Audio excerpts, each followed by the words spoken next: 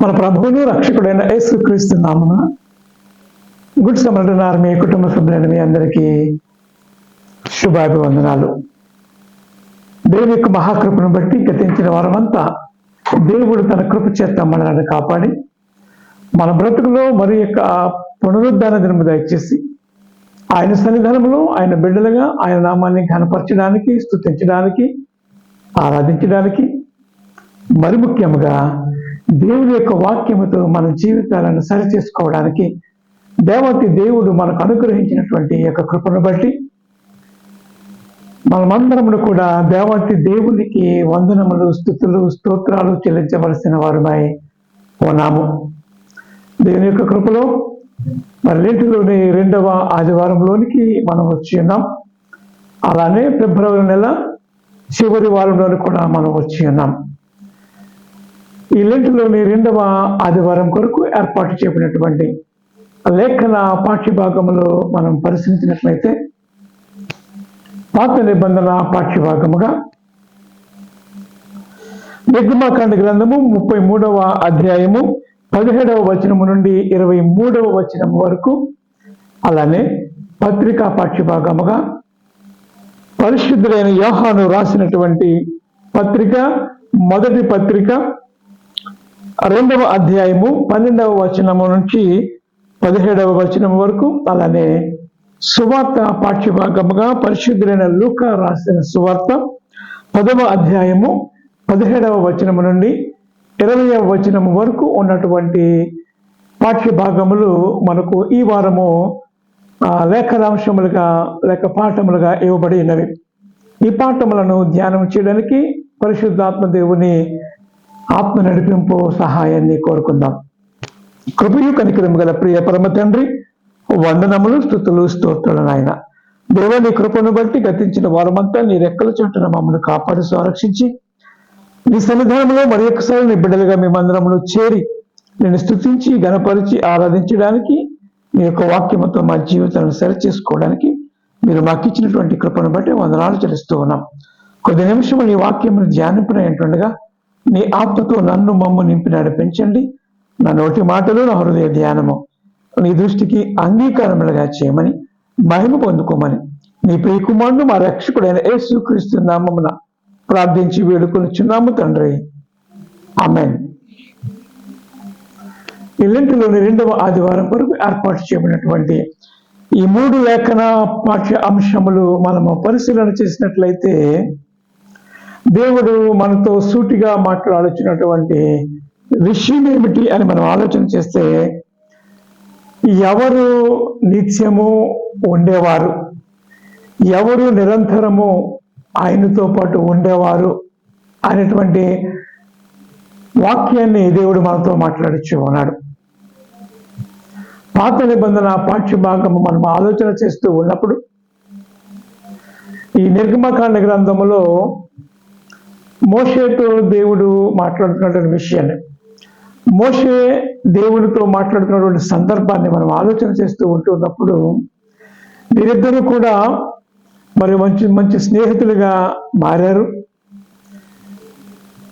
దేవుడు ఒక మహత్తరమైనటువంటి కార్యాన్ని జరిగించుకోవడానికి, అనగా ఇశ్రాయేలు ప్రజలను బానిసత్వం నుంచి విడిపింపచేసి పాలు తేనెలు ప్రవహించే దేశంలో అనగా కనాను దేశంలోనికి ప్రవేశపెట్టడానికి దేవాతి దేవుడు మోషేను ఏర్పరచుకున్నటువంటి విషయం మనందరికీ తెలుసు. అయితే ఎన్నో ఆశ్చర్యకార్యాలు జరిగించారు, అద్భుతములు జరిగించున్నారు. సముద్రమును 2 పాయలుగా చీల్చారు, ఆయన నేలను నడిపించాడు, బండ నుండి నీళ్లు రప్పించాడు, అగ్నిస్తంభముగాను మేఘస్తంభముగాను దేవతి దేవుడు ఇశ్రాయేలు ప్రజలకు ముందుగా వెళ్ళాడు. వారు బట్టలు మాసిపోకుండా చేశాడు. ఆకలి వేస్తుంటున్నప్పుడు ఆకాశం నుండి మన్నాను కురిపించాడు. ఇవన్నీ కూడా మోసే సమక్షంలో దేవుడు తనతో ఉండి ఇశ్రాయేలు ప్రజలను నడిపిస్తూ మోషే నాయకత్వంలో ఇవన్నీ కూడా జరిగించాడు. చాలా చక్కగా జరిగింది.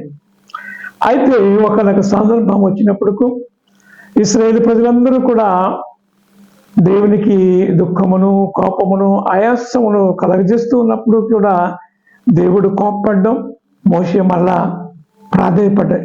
ఇవన్నీ జరుగుతూ ఉన్నాయి.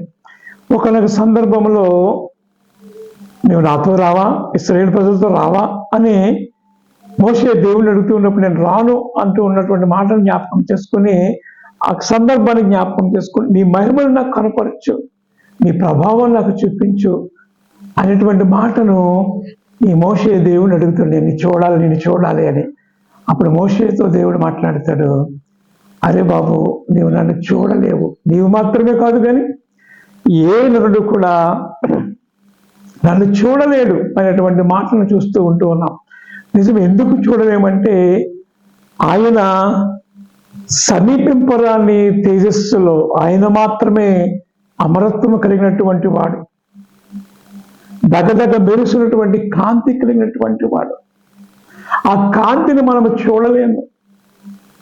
ఎందుకు చూడలేము, ఎలా చెప్తున్నావు అని మనం ఆలోచన చేస్తూ ఉన్నప్పుడు అపోస్తలుడైన పౌలును దేవుడు దర్శించినప్పుడు ఆ వెలుగును చూడలేకపోయి కళ్ళు పోగొట్టుకున్నాడు. అంటే ఆ వెలుగును చూసినటువంటి ప్రతి ఒక్కరు కూడా నిలవలేరు, చూడలేరు. కాబట్టి దేవుడు మాట్లాడుతుంటారు, బాబు నువ్వు నా వెలుగును చూడలేవు, ఇగో నువ్వు ఆ బండ సందులో దాకో, నేను దాటి వెళ్ళిపోతూ ఉంటాను, నా వెనక భాగాన్ని చూస్తూ ఉంటావు, చూడు అనేటువంటి మాటను చూస్తూ ఉన్నాం. మరి ఎప్పుడు మనం ఆయన చూస్తాం? ఇంకంతేనా అని మనం ఆలోచన చేస్తూ ఉంటున్నప్పుడు లేదు, దేవునితో ముఖాముఖిగా మనం చూసే భాగ్యము రాబోతూ ఉన్నది. ఆ ముఖాముఖిగా నీవు ఆయన చూడాలి అంటే నీవు ఆయన చిత్తమున నెరవేర్చేవాడుగా, ఆయన చిత్తాన్ని నెరవేర్చే దానవుగా నీవు ఉండాలి. నీవు దేవతి దేవుణ్ణి స్వయముగా ముఖాముఖిగా, పౌలు అంటూ ఉంటాడు, ఇప్పుడైతే మన ముఖములో అద్దములో చూస్తున్నట్టుగా చూస్తున్నాం, కానీ ఒక్కొక్క దినాన్ని ఆయన స్వయంగా మనం చూడబోతూ ఉంటూ ఉన్నాం అనేటువంటి మాటను మనం చూస్తూ ఉన్నాం. ప్రకటన గ్రంథం అంతా, ఈ ప్రత్యక్షీకరణ గ్రంథం అంతా మనం ఆలోచన చేస్తూ ఉంటూ ఉన్నప్పుడు ఆత్మవశుడై భక్తుడు యోహాను దేవతి దేవుణ్ణి చూశాడు. ఎన్నో ఆశ్చర్య కార్యములు, పరలోక పట్టణం వివరణ కూడా మనం అంతా చూస్తూ ఉన్నాం. ప్రకటన గ్రంథం ధ్యానిస్తూ ఉంటూ ఉన్నప్పుడు దేవుడు ఎలా ఉంటాడు, పరలోకం ఎలా ఉంటుంది, దేవదూతలు ఎక్కడ ఉంటారు, రక్షించబడినటువంటి వారందరూ, ఇవన్నీ కూడా మనం చూస్తూ ఉంటాం ప్రియమైన వాళ్ళ. అయితే దేవత దేవుణ్ణి ముఖాముఖిగా మనం చూడాలి అంటే ఆయన చిత్తం చొప్పున జరిగించినటువంటి వాళ్ళందరినీ కూడా ఒక్కొక్క దినాన్ని మనం చూస్తూ ఉన్నాం. ఆయన ముఖాముఖిగా మనం చూడబోతూ ఉన్నాం. ఎప్పుడు అంటే ఈ లోకములో ఆయన చిత్తాన్ని జరిగించినటువంటి వారుగా మనం ఉంటూ ఉన్నప్పుడు, ఆయన రెండవ అక్కడ ఆయన వెంటనే మనమందరం కూడా ఆయనతో పాటు యుగంలో ఉంటూ ఉంటాం. ఇంకా ఆలోచన చేస్తూ ఉంటున్నప్పుడు ఆయన యందు ప్రభునందు నిద్రించినటువంటి ప్రతి ఒక్కరు కూడా ఆయన సన్నిధిలోకి వెళుతూ ఉంటారు. కాబట్టి ఆయన చూడబోతూ ఉంటారు, పరదేశంలో ఉంటారు. అటు తర్వాత ఆయన ముఖముఖ చూసే అవకాశం కూడా కలగబోతూ ఉంది. మోషే కూడా మరి రూపాంతర అనుభవంలో వెళుతూ ఉన్నప్పుడు ఈ పేతురు, యోహాను, యాకోబులను తీసుకుని వెళ్ళి వారి అనుమానాలను కూడా నివృత్తి చేసినప్పుడు కూడా ఈ మోషేని పరలోకల నుండి మరలా పిలుస్తూ కూడా మనం చూస్తూ ఉంటూ ఉన్నాం. అంటే మోషే ఎక్కడున్నాడు ఇప్పుడంటే దేవుని సన్నిధిలో ఉన్నాడు. వెంటనే ఈ సన్నివేశం చూసినటువంటి ఈ పేతురు అంటూ ఉంటాడు, నీకొకటి, మోషేకొకటి, ఏలియాకొకటి పర్ణశాల వేసేసి మనం ఇక్కడే ఉండిపోదాం అంటూ ఉంటాడు. వెంటనే ఆకాశం నుండి స్వరం, నా కుమారుడు చెప్పినది మీరు చేయుడి, ఆయన మీతో చెప్పింది చేయండి అనేటువంటి మాటను మనము చూస్తూ ఉంటున్నాం ప్రియమైన వాళ్ళారా. అంటే దేవుణ్ణి మనము ముఖాముఖిగా చూసుకుంటున్న రోజు రాబోవచ్చు, ఒక రోజు ఉన్నది. ఇంకా అప్పటి నుంచి యుగయుగములు ఆయనతోనే మనం చూస్తూ ఉంటాం. ప్రవక్త యెషయా కూడా చూశాడు కదా, సైన్యములకు అధిపతి యెహోవా పరిశుద్ధుడు, పరిశుద్ధుడు, పరిశుద్ధుడు, సర్వలోకము ఆయన మహిమతో నిండి ఉన్నదైనటువంటి మాటను చూస్తున్న యెషయా గ్రంథం 6వ అధ్యాయములో ఆయన స్తుతిస్తూ ఉంటూ ఉన్నప్పుడు గడప కొమ్మల పునాదులు కదిలిపోతూ షేక్ అయిపోతూ ఉన్నాయి. మన ఇంట్లో ఫుల్ సౌండ్ పెట్టేసి స్టీరియో బాక్స్ సౌండ్ సిస్టమ్ పెడితే మన ఇంట్లో ఉన్నటువంటి వస్తువులు ఆ కబోర్డ్స్ ఎలా ఊగిపోతూ ఉన్నాయో, అదురుతూ ఉంటాయో, దేవుని సన్నిధానంలో దేవదూతలు స్తుతిస్తూ ఉన్నప్పుడు గడప కొమ్ములు పునాదులే కదిలిపోయేంతగా ఉన్నాయి. ఆయన పరిశుద్ధుడు, మహోన్నతుడు, దేవాతి దేవుడు. అలాంటి దేవుణ్ణి స్తుతిస్తూ ఉన్నప్పుడు ఎంత మధురముగా ఉంటుంది. మనమందరం కూడా ఏకకంఠంతో దేవుని ఆరాధన చేస్తూ ఉంటున్నప్పుడు ఎంత ఆనందంగా ఉంటుంది. మరి ముఖ్యంగా ఆంధ్ర లోదరల సంఘాల్లో ఉన్న ఆరాధన అందరం కలిసి చేస్తూ ఉన్నప్పుడు, ఒక ఆరాధన లోదరల సంఘంలో కదా, ఏ సంఘంలోనైనా సరే ఆరాధన అందరూ కూడా ఏకకంఠంతో చేస్తూ ఉంటున్నప్పుడు పరలోకం దిగి వచ్చినట్లుగా అనిపిస్తూ ఉంటుంది ప్రియమైన వాళ్ళ. అయితే ఈరోజు నేను ఎంచుకున్నటువంటి అంశం ఏంటంటే, పరిశుద్ధుడైన యోహాను రాసినటువంటి ఈ మొదటి పత్రిక 2వ అధ్యాయం 12వ వచనం నుండి ఈ 14వ వచనం మనం ఆలోచన చేస్తూ ఉన్నప్పుడు, భక్తుడైన యోహాను రాసినటువంటి ఈ మొదటి పత్రిక 2వ అధ్యాయము మనం ఆలోచన చేస్తూ ఉన్నప్పుడు, అక్కడ దేవతి దేవుడు ఆత్మ ద్వారా నింపబడినటువంటి యోహాను భక్తుడు మాట్లాడుతున్నటువంటి విషయాన్ని మనం ఆలోచన చేస్తూ ఉంటే, 15వ వచనం 2వ అధ్యాయము యోహాను రాసినటువంటి మొదటి పత్రిక 2వ అధ్యాయము 15వ వచనంలో అంటున్నటువంటి మాట, ఈ లోకమునైనను లోకములో ఉన్న వాటినైనను ప్రేమింపకుడి. ఎవడైనాను లోకమును ప్రేమించిన యెడల తండ్రి ప్రేమ వానిలో ఉండదు. అంత మాత్రమే కాదు కానీ లోకములో ఉన్నదంతయు అనగా శరీరాశ, నేత్రాశ, జీవపు డమము. తండ్రి వలన ఇవి పుట్టినవి కావు, అవి లోక సంబంధమైనవి. లోకమును దాని ఆశయు గతించిపోవును గాని దేవుని చిత్తమును జరిగించేవాడు నిరంతరము నిలిచిన. దేవుని నామానికి మహిమ కలుగును కాక. అంటున్నాడు, నేత్రాశ, శరీరాశ, జీవపు డమము ఇవి ఈ లోకములో ఉన్నటువంటివి, అవి దేవుని వలన పుట్టినటువంటివి కావు. కాబట్టి ఎవడైనాను లోకమును దానిని ప్రేమించినట్లయితే దాని ఆశ గతించిపోవును కానీ దేవుని చిత్తమును జరిగించేవాడు నిరంతరమును నిలిచిండు. వారు నిరంతరము నిలుస్తూ. ఎవరు నిరంతరము అంటే దేవుని యొక్క చిత్తాన్ని, those who or do the will of God, ఎవరైతే దేవుని యొక్క చిత్తాన్ని నెరవేరుస్తూ ఉన్నారో, జరిగిస్తూ ఉన్నారో వారు నిత్యము నిలుస్తూ ఉంటారు. ఈ భూమి మీద వారు ఆయుష్కాలం అంతా ఉంటారు. ప్రభు యొక్క పిలుపు అందుకున్న తర్వాత ఆయనతో పాటు యుగ యుగములు ఉంటారు అనేటువంటి మాటను మనం చూస్తూ ఉంటున్నాం ప్రియమైన వాళ్ళ. దేవతి దేవుడు మరి ఒక్కసారి ఈ ఉదయకాల సమయంలో మనతో మాట్లాడుతూ ఉన్నారు. ఈ లోకమునైనను ఈ లోకములో ఉన్నవైనను ప్రేమింపకుడి.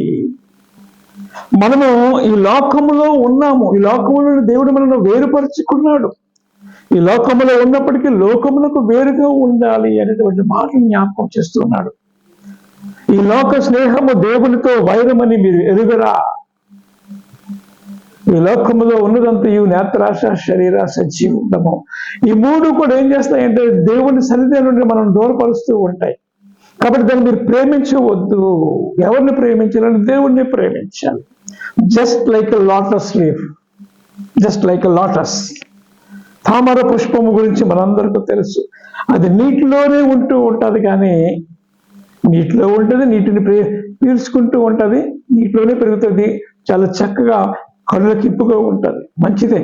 అయితే దాని ఆకుని మనం ఆలోచన చేస్తూ ఉన్నప్పుడు ఆ నీటిని ఎంత మాత్రము కూడా, తడిని అది ఎంత మాత్రం కూడా ఉంచుకోదు. మనము కూడా ఈ లోకంలో ఉన్నాము, కానీ లోకములకు వేరుగా ఉండాలి అని దేవుడు కోరుకొని ఉన్నాడు. మనమందరం కూడా యేసుక్రీస్తు నేర్పించినటువంటి ప్రార్థన మనం చేస్తూ ఉంటాం. పరలోకముందున్న మా తండ్రి అనేటువంటి ప్రార్థన చేస్తూ, నీ చిత్తం పరలోకం నెరవేరినట్టు భూమి మీద కూడా నెరవేరిన గాక. ఆ చిత్తం నెరవేరాలంటే ఆయన యొక్క చిత్తం నెరవేర్చడానికి దేవుడు నిన్ను నన్ను కూడా ఎన్నుకున్నాడు. ఇది మనం జ్ఞాపకం చేసుకోవాలి. దేవుడు నిన్ను ఎందుకు రక్షించుకున్నాడు, నన్ను ఎందుకు రక్షించుకున్నాడు, మనల్ని ఎందుకు పిలుచుకున్నాడు? ఈ లోకమును రక్షించడానికి, ఈ లోకమును రక్షించడానికి దేవుడు లోకమును ఎంతో ప్రేమించాడు. కాగా తన అద్వితీయ కుమారునిగా పుట్టిన యందు వాని యందు విశ్వాసం ఉంచి వాడు నశింపగా నిత్య జీవం పొందినట్లు ఆయన మనకు అనుగ్రహించబడి ఉన్నాడు. ఆయన ప్రేమించాడు. దేశం అంటే మట్టి కాదు, ఈ దేశం అంటే మనుషులే. అంటే ఈ లోకమును ప్రేమించినటువంటి లోకంలో ఉన్న మనుషులను ఆయన ప్రేమించాడు. మరి ముఖ్యంగా నిన్ను నన్ను ప్రేమిస్తూ ఉన్నాడు. ఈ ప్రేమ ఇతరులకు కనపరచాలి. అందుకే దేవుని యొక్క వాక్యం పేతురు భక్తుడికి రాసినటువంటి పత్రిక మనందరికీ తెలుసు. దేవుని యొక్క గుణాతిశయములను ప్రచురము చేయ నిమిత్తము మనం ఎవరమై ఉన్నామట? రాజులైన యాజక సమూహము. ఎవరిని గురించి పరిచయం చేయడానికట? నిన్ను రక్షించుకున్నటువంటి దేవుడిని, చీకటిలో నుండి వెలుగులోనికి నిన్ను పిలిచినటువంటి దేవాతి దేవుని గుణాతిశయములను ప్రచురం చేయడానికి దేవుడు నిన్ను నన్ను కూడా ఏర్పరచుకున్నాడు. కాబట్టి ఎవరైతే ఆ రీతిగా ఉంటూ ఉంటారో వారు నిత్యము నిరంతరము ఉంటారు. ఎక్కడ? పరలోకములో ఉంటారు, భూమి మీద ఉంటారు. రెండవ రాకడ పర్యంతము, దేవుని యొక్క రాకడ పర్యంతం ఒక సజీవులై ఉంటే, ఒకవేళ వారు మరణించి అంటే దేవునితో ఉంటారు, వారు నిత్యము ఉంటారు. There is no death. దేవుని విశ్వాసం వచ్చి వారికి మరణము లేదు, పునరుద్ధానమును జీవమును నేనే. నాయందు విశ్వాసం ఉంచి వాడు ఎంత మాత్రమును కూడా చనిపోడు. ప్రియమైన వాళ్ళారా, దేవుని చిత్తాన్ని జరిగించే వారు నిత్యము ఉంటూ ఉంటారు. ఈ లోకము శాశ్వతము కాదు అనేటువంటి మాట మనకు తెలుసు. మానవ జీవితం 70 లేక 80 సంవత్సరాలు. ఆయనను వాటిని వైభవము, ఆయాసము, దుఃఖమే. కానీ దేవుడు అటువంటి మాట ఏంటంటే, మీరు దాన్ని ప్రేమించి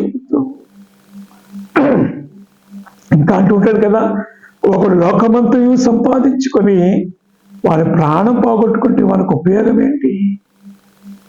దేవుని బిడ్డలుగా వాడు ప్రాణం పోతే ఆస్తంతా ఎవరి పాలైపోతూ ఉంటుంది? అన్యుడి పాలైపోతూ ఉంటుంది. అందుకే యేసుక్రీస్తు వారు కొండ మీద ప్రసంగంలో అంటూ ఉంటాడు, భూమి మీద ధనము సంపాదించుకోవద్దు, పరలోకంలో మీరు ధనము సంపాదించుకోవాలి. పరలోకము ధనవంతులుగా ఉండండి. అంటే ఎలాగా?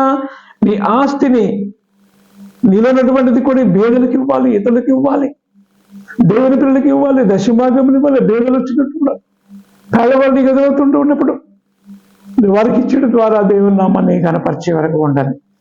బేదలను కనికరించేవాడు ధన్యుడు, వాడు యెహోవా పంపిస్తూ ఉన్నాడు అంటాడు.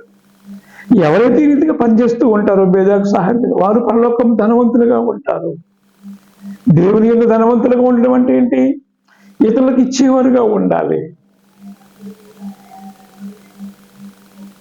బేదలకు, అనాథలకు, పేదలకు మనం సహాయపడేవారుగా ఉండాలి. దేవుని యొక్క చిత్తాన్ని జరిగించేవారుగా ఉండాలి. దేవుని నామానికి మహిమ కలుగును కాక. ఇంకా మనం కీర్తన గ్రంథం 1వ కీర్తన ఆలోచన చేస్తూ ఉంటున్నప్పుడు, దుష్టుల ఆలోచన చొప్పున నిలువక, పాపుల మార్గమున నడువక, అపహాసులు కూర్చుండక. దివారాత్రములు దేవుని యొక్క వాక్యాన్ని ధ్యానించేవాడు ధన్యుడు అంటాడు. అటువంటి వారంటే ఎలా ఉంటారట? ఆకు వాడక నిత్యము ఫలమిచ్చు చెట్టు వలె సారము కలిగి పచ్చగా ఉంటారు. నీవు పచ్చగా ఉండాలి అంటే, నీవు నిత్యము ఉండాలి అంటే, నీవు ఆశీర్వాదకరముగా ఉండాలి అంటే ఏమిటనంటే దేవుని చిత్తాన్ని జరిగించే వారుగా ఉండాలి. అంటే దేవునికి ఇష్టలుగా ఉండాలి. వారు నిరంతరము ఉంటారు.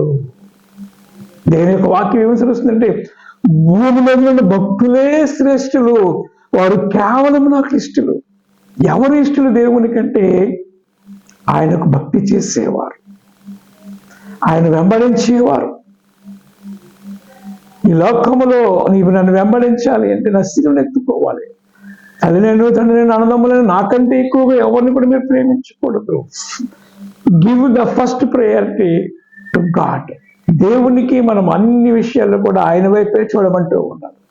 ప్రతి విషయంలోనూ కూడా ఆయన వైపే చూడాలి. మీరు ఏమి చేసినను, భోజనము చేసినను, పానము చేసినను దేవునికి మహిమకరముగా చేయండి. పరలోకమున్నటువంటి తండ్రికి మీరు కుమారులైనట్లు మీ వెలుగు ప్రకాశింపనీయుడి. అది దేవతి దేవుడు చెప్పినటువంటి మాట, యేసుక్రీస్తు వారు చెప్పినటువంటి మాట. మనుషులు మీ సక్రియలను చూచి పరలోకమందున మీ తండ్రి మహిమపరచబడినట్లు భూమి మీద మీ వెలుగును ప్రకాశింపనీయుడి. వెలుగు ప్రకాశింపడం అంటే నీతి క్రియలు, నీతి పనులు, అనేకులకు ఉపయోగకరమైనటువంటి పనులు దేవుని పేరట మనం చేసే వారిగా ఉండాలి. దేవుని గణపరిచేవారుగా ఉండాలి. నేను అనేది చచ్చిపోయి మనం అనేది ఉండాలి.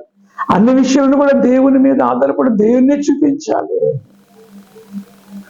ఆ రీతిగా మనం ఉండాలని దేవుడు కోరుకొనిచ్చి ఉన్నాడు. ప్రియమైన వారలారా, ఇంకా ఆలోచన చేస్తూ ఉన్నప్పుడు రోమాపత్రిక 8వ అధ్యాయం మనం ఆలోచన చేస్తూ ఉన్నప్పుడు అపోస్తలుడైన పౌలు అనేక సంఘాలకు లేఖ రాస్తూ ఉన్నాడు. అనేక సంఘాలకు 13 పత్రికలు రాస్తున్నట్టుగా మనం చూస్తూ ఉన్నాం. ప్రియమైన వారలారా, ఈ 8వ అధ్యాయాన్ని మనం ఆలోచన చేస్తూ ఉన్నప్పుడు చాలా చక్కగా శరీర స్వభావములు కలిగినటువంటి వారు దేవుని సంతోషపరచనేరారు. ఇంకేమంటున్నాడు? శరీరానుసారమైన మనస్సు మరణము, ఆత్మానుసారమైన మనస్సు జీవమును, సమాధానమునైనది. 8వ అధ్యాయము 6వ వచనం నుంచి కొన్ని వచనాలు మనం ఆలోచన చేస్తూ ఉన్నప్పుడు, ఎలాగనగా శరీరానుసారమైన మనస్సు దేవునికి విరోధమైనది, అది దేవుని ధర్మశాస్త్రమును లోబడదు, ఎంత మాత్రమును లోబడనేరదు. కాగా శరీర స్వభావం గలవారు దేవుని సంతోషపరచనేరరు.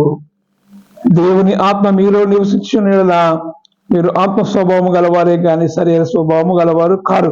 ఎవరైనా క్రీస్తు ఆత్మ లేనివాడైతే వాడు క్రీస్తు వాడు కాడు అనేటువంటి మాట. క్రీస్తు మీలో ఉన్నలా మీ శరీరములను పాపము విషయమై మృతమైనది కానీ మీ ఆత్మ నీతి విషయమై జీవము కలిగినది కనుక, మృతుల నుండి యేసు లేపినవని ఆత్మ మీలో నివసించిన ఎడల, మృతుల నుండి యేసు క్రీస్తును లేపిన వాడు చావునకు లోనైనటువంటి మీ శరీరమును కూడా మీలో నివసించి ఉన్నటువంటి తన ఆత్మ ద్వారా జీవింపచేయును. దేవుని నామానికి మహిమ కలుగును. మనము దేవుని సంతోషపరిచేవారుగా ఉండాలంటే, నిరంతరము ఆయనతో పాటు మనం ఉండాలి అంటే, తరతరములు ఉండాలి అంటే, శరీర సారమైనటువంటి మనస్సును మనం చంపేసుకోవాలంటే ఒక్క మాట. మన కోరికలు ఊరికలే వచ్చేస్తూ ఉంటాయి. అయితే వాటిని స్ప్రింగ్ ఏ విధంగా పెన్ నొక్కి పెడుతూ ఉంటుందో, మనము కూడా దేవుని వాక్యం మనం ఫాలో అవుతూ ఉన్నప్పుడు ఆ కోరికలు మనం చంపేసుకోవాలి, సాధన చేయాలి. క్రైస్తవ జీవితం అంటేనే practical life. Christian life is not a theory, it is a practical life. చేసి చూపించాలి. ఒక రకంగా చెప్పాలంటే క్రైస్తవుడు నడుస్తున్నటువంటి పత్రికలు అంటూ ఉంటారు. ప్రేమైన వాళ్ళ ఆత్మానుసారమైనటువంటి జీవము, మనస్సు జీవమైనది, సమాధానమైనది. శరీర స్వభావం కలిగినటువంటి దేవుని సంతోషింపలేదు. నీవు దేవుని ఆత్మచేత నింపబడకపోతే నీవు ఆయన వాడవు కావు అనేటువంటి మాట. నీవు నిరంతరము ఆయనతో పాటు యుగయుగములో ఉండాలి అంటే, ఈ లోకములో ఉన్నదంతా నేత్ర శరీర జీవములము. ఇంకేమంటున్నట్టు కొలసి పత్రిక 3వ అధ్యాయం మనందరికీ తెలుసు, బాగా సుపరిచితమైనటువంటి వాక్యం అది. మీరు క్రీస్తుతో కూడా లేపబడిన వారైతే పైన వాటిని వెదుకుడి. ఏముంది పైన? అక్కడ క్రీస్తు దేవుని కుడి పార్శ్వమున కూర్చుని ఉన్నాడు. ఆయన మాత్రమే కాదు కానీ ఆయన స్థలంలో నీవు నేను కూడా కూర్చోవాలి అంటే పైన వాటినే వెతకాలి. భూ సంబంధమైన వాటి మీద మనస్సు పెట్టుకోవద్దు. ఏలయనగా మీరు మృతి పొందారు, చచ్చిపోయారు. క్రీస్తు కొరకు మీరు ఈ లోకంలో చనిపోయిన వారుగా ఉన్నారు కనుక క్రీస్తు కొరకు మీరు శరీర సంబంధమైన స్థానం, ఆత్మ సంబంధమైన స్నానం, పునర్జన్మ సంబంధమైన స్నానము ద్వారా మీరు రక్షింపబడ్డారు. బాప్తిస్మము ద్వారా మీరు రక్షింపబడ్డారు. కాబట్టి మీరు ఎలా ఉండాలి అంట, పైన వాటినే మీరు వెతకాలి అనేటువంటి మాటను జ్ఞాపకం చేస్తున్నాడు. ప్రియమైన వారలారా, ఈ కొలస్సీ పత్రిక 3వ అధ్యాయము మనందరికీ బాగా సుపరిచితమైనటువంటి మాట. అక్కడ మాట, మీరు క్రీస్తు కూడా లేపడిన వారైతే పైన వాటి మీదనే వెదుకుడి. ఇంకేమంటున్నాడు? పైన వాటి మీద మనసు పెట్టు. మీరు మీ జీవము క్రీస్తు కూడా దేవుని యందు దాచబడి ఉన్నది. మనకు జీవమైనటువంటి క్రీస్తు ప్రత్యక్షమైనప్పుడు మీరు ఆయనతో కూడా మహిమయందు ప్రత్యక్షపరచబడదు. దేవుని నామానికి మహిమ కలుగునగాక. మహిమయందు ఒక రకంగా మనము ఏ దేవతి దేవుణ్ణి మనం ముఖాముఖిగా చూడాలి అంటే ఈ దేహము మహిమ దేహము ధరించవలసిన వారమై ఉన్నాము. మనము మహిమ వస్త్రములు ధరించుకునే వారిగా ఉండాలి. అప్పుడు మనం ఆయన ముఖముఖ ఎక్కడ అది జరుగుతుంది? ఈ లోకయాత్రను ముగించిన తరువాతనే. అక్కడ దేవుడు మనం ఆయనతో పాటు ఏ వేగంలో ఉంటాం. కన్నీరు ఉండదు, దుఃఖము ఉండదు, వేదన ఉండదు, సంతోషమే, సమాధానమే పరలోక పట్టణంలో. ఆ పట్టణంలోకి వెళ్ళడానికి దేవుడు మన యొక్క అవకాశాలు మనకిస్తూ ఉన్నాడు. To change our life. మీరు క్రీస్తుతో కూడా లేకుండా వారైతే దేవుని చిత్రం జరిగించే వాళ్ళు నిత్యము ఉంటారు అనేటువంటి మాటని జ్ఞాపకం చేస్తున్నాడు ప్రియమైన వాళ్ళ. దేవుని చిత్తాన్ని జరిగించేవారు నిత్యము ఉంటారు. ఈ లోకమును అసలు మీరు ప్రేమించవద్దు అనేటువంటి మాటను మరి ఒక్కసారి ఇక్కడ యోహాను భక్తుడు జ్ఞాపకం చేస్తూ ఉన్నాడు ప్రియమైన వాళ్ళారా. అంటున్నటువంటి మాట, ఈ లోకమును దాని ఆశను గతించిపోవను గాని దేవుని చిత్తమును జరిగించేవాడు నిరంతరమును నిలుచును. దేవుని నామానికి మహిమ కలుగును గాక. ఇంకా మనం ఆలోచన చేస్తూ ఉంటే ఈ శిష్యులైనటువంటి వారు దేవుని వెంబడించారు. వారు మనుషులు పట్టి జాలలుగా ఉన్నారు. అటు తరువాత క్రీస్తు పునరుద్ధరణై తిరిగి లేచిన తరువాత శిష్యులకు అనేక పర్యాయములు 40 దినములు కనిపించిన తరువాత, వెళ్ళిపోయిన తరువాత, వారు ఆత్మచేత నింపబడిన తర్వాత అనేక ఆశ్చర్య కార్యములు, అద్భుతములు, సూచక క్రియలు, స్వస్థతలు రకరకాలు చేస్తారు ప్రియమైన వాళ్ళు. దేవుని ఆత్మచేత నింపబడిన వారై అపోస్తుల కార్యాల గ్రంథం మనం ఆలోచన చేస్తూ ఉన్నప్పుడు అక్కడ అంటూ ఉన్నారు, మీరు యేసునామమును ప్రకటించకూడదు, ఉచ్చరింపకూడదు. అంటే వాళ్ళు అంటున్నటువంటి మాట ఏంటంటే, మీరు దేవుని మాట వినాలా, మీ మాట వినాలా? మీ మాట వినుట కంటే దేవుని మాట వినుట శ్రేష్టము. ఎంత గొప్ప స్టేట్మెంట్ ఇచ్చేసారో చూడండి. మేము దేవుని చిత్తాన్ని జరిగించేవారుగా ఉండాలని వచ్చాం. ఈ భూమి మీద జీవిస్తూ ఉన్నాం. అందుకని పౌలు బ్రతుకుడు క్రీస్తే, చావైతే లాభమే. బ్రతికితే భూమి మీద దేవుని కోసమే బ్రతుకుతాం, మరొకటి లేదు. క్రీస్తు కొరకు ఉన్నతమైనటువంటి పిలుపునకు కొరకు బహుమానం పొందవాలని నేను గురి యొద్దకే పరిగెట్టచ్చు ఉన్నాను అనేటువంటి మాటను చూస్తూ ఉన్నాం ప్రియమైన వాళ్ళ. ఇదే మాట ఇక్కడ పేతురులు కూడా అంటూ ఉన్నారు. అపోస్తుల కార్యముల గ్రంథము 4వ అధ్యాయము, అపోస్తుల కార్యముల గ్రంథము 4వ అధ్యాయం 18వ వచనం నుంచి మనం ఆలోచన చేస్తూ ఉన్నప్పుడు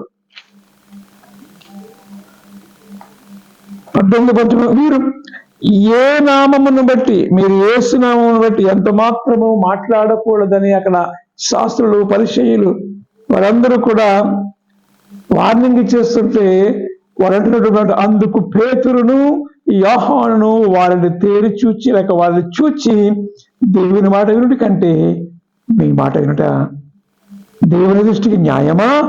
మీరే చెప్పి మేము కన్న వాటిని విన్న వాటిని చెప్పక ఉండలేమని ప్రత్యుత్తరం ఇచ్చారు. దేవుని నామానికి మహిమ కలుగు. వారు నిరంతరము ఉన్నారు ప్రియమైన వాళ్ళు. వారు దేవుని కొరకు జీవించారు కాబట్టి వారు నిరంతరము ఉన్నారు. ఇశ్రాయేలు 12 గోత్రాల వారికి 12 మంది శిష్యులు సింహాసనం మీద కూర్చుండి తీర్పు తీర్చిపోతూ ఉన్నారు. యేసుక్రీస్తు వారు ఈ మాట చెప్పారు ప్రియమైన వాళ్ళ.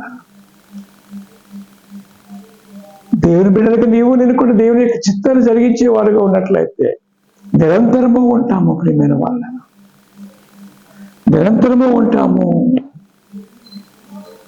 ముగించిపోతున్నటువంటి సందర్భానికి మనం వచ్చేసాం, చివరి గడికి వచ్చేసాం.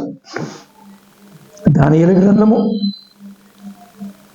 12వ అధ్యాయం 13వ వచనం మనం ఆలోచన చేస్తూ ఉన్నప్పుడు బుద్ధిమంతులైతే అనేటువంటి మాటను చూస్తూ ఉన్నాం. ఎవరు బుద్ధిమంతులు? యెహోవా యందు భయభక్తులు గలవారే బుద్ధిమంతులు, యెహోవా యందు భయభక్తులు గలవారే జ్ఞానవంతులు, దేవుని యందు భయభక్తులు కలిగినటువంటి వారే బుద్ధిమంతులు. కాబట్టి బుద్ధి, జ్ఞాన, సర్వ సంపదలు ఆయన యందే గుప్తములైనవి కనుక ఇక్కడ అంటున్నాడు.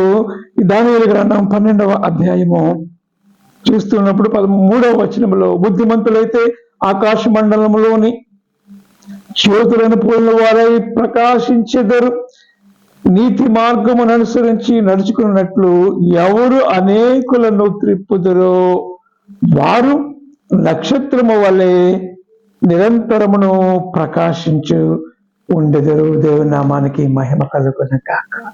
దేవుని చిత్తము జరిగించి వారు జ్యోతుల వలె ప్రకాశిస్తూ ఉంటారు, వారు నిరంతరమును కూడా ఉంటారు అనేటువంటి మాట. అనేకులు ఎవరైతే దేవుని వైపు తిప్పుతూ ఉంటారో వారు ఆకాశ మండలంలో జ్యోతుల వలె ఉంటారు. దేవుని నామాన్ని కనపరిచేవారుగా మనం ఉన్నట్లయితే వారు నిత్యము ఉంటారు.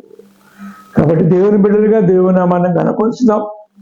ఈ లోకములో ఆయన బిడ్డలుగా మనం ఉండి ఆయన వెలుగును మనం ప్రసరింపచేద్దాం. మాదిరికరమైన జీవితాన్ని జీవిద్దాం. నిరంతరం ఆయనతో పాటు యుగయుగములు పరలోక పట్టణంలో ఉందాం. అట్టి కృప పరిశుద్ధాత్మ దేవుడు మనందరికీ దయచేయును గాక. ఆమేన్. దేవానికి వందనాలు చెల్లిస్తున్నాం. వ్యక్తమైనటువంటి వాక్యం అనేకుల్లో ఫలించి మీ కృపను గ్రహించమని మహిమ పొందుకోమని బిడ్డలందరినీ దీవించండి. ఎగ్జామ్స్ ఇస్తున్నటువంటి బిడ్డలందరినీ, ప్రతి ఒక్కరిని, చిన్న బిడ్డల మొదలు వృద్ధుల వరకు ప్రతి ఒక్కరిని పేరు పేరున దీవించి ఆశీర్వదించి మహిమ పొందుకోమని మీ ప్రియ కుమారుడు మా రక్షకుడైన యేసుక్రీస్తు నామమున ప్రార్థించి వేడుకొనుచున్నాము తండ్రి. ఆమేన్. తండ్రి, కుమార, పరిశుద్ధాత్మ త్రియేక దేవుని దీవెన ఈ వారమంతటిపై మీ అందరికి తోడైనను గాక. ఆమేన్.